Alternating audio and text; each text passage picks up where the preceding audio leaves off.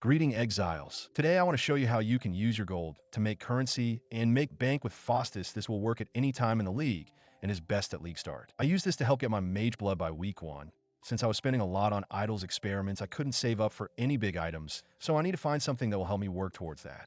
In total, Faustus made me around 80 divines in total, which was a lot of help towards getting the belt. Also, don't forget to like and subscribe if you like content. Let's start by explaining how Faustus works. This NPC got added to the game with the 325 patch. He is basically an auction house for currencies and fragments. You can select what item you have and what you want to be paid for it, and this will list it for other players to see. He has two different listings, buy orders and sell orders. One is for what are people willing to pay for an item. An example would be, I put a buy order for divines, and I set it to 150 chaos, and it will stay there until someone sells a divine for 150 chaos, then it would fulfill that buy order. If no one sells a divine for that price, the buy order will stay there. The second listing is sell orders, is what people are trying to sell their items for. If we use the same example, people listing Theer divines for, let's say, 155 chaos, you could buy these divines right away, or like we talked about the buy orders part, put an order for a lower price and wait for someone to sell it for that amount.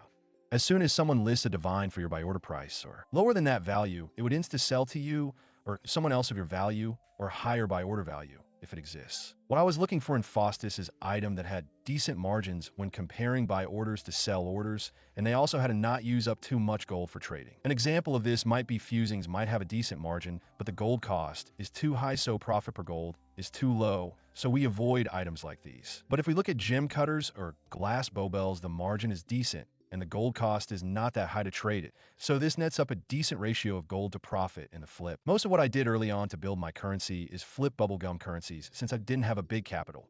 Most of it was gem cutters, baubles, eldritch icores and embers, instilling orbs, blessed orbs, exalts, annuls, and sacred orbs. Once I had a decent bit of chaos, I started flipping items that had a decent margin like voidborn keys, Valdo boxes, veiled orbs, exceptional embers and icores, heist orbs, eldritch annuls and chaos, and orb of conflicts. There was also a lot of other items, but the list would be too long if I mentioned them all. All of this was done with Faustus, no buying from trade, or anthing buy stuff from Faustus for cheap reseller for more. There's also another way to do Faustus flipping, which is buying from trade website and reselling at Faustus. I made a lot using this method since whenever there's a market change, Faustus usually reacts faster. So you can capitalize on this by buying things for cheap on the website and making bank reselling at Faustus. One of the examples is the Anarchy Scarab of Gigantification. When Catman Rue released his build and the strategy he was using, the prices went up quickly at Faustus, but trade was slow to catch up. So I was buying these scarabs in bulk for 3.8 chaos and reselling them for 7 or 8 chaos each, basically doubling my investment.